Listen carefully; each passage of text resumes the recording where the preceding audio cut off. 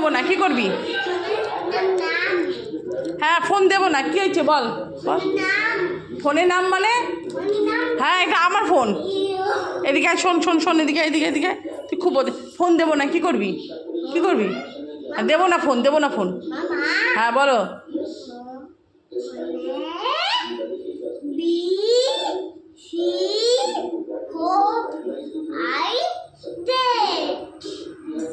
এ উড়ে গেছে, B C D E নেয়, এদিকে এফ হয়ে গেছে। হ্যাঁ এই হচ্ছে পড়াশুনোর গতি।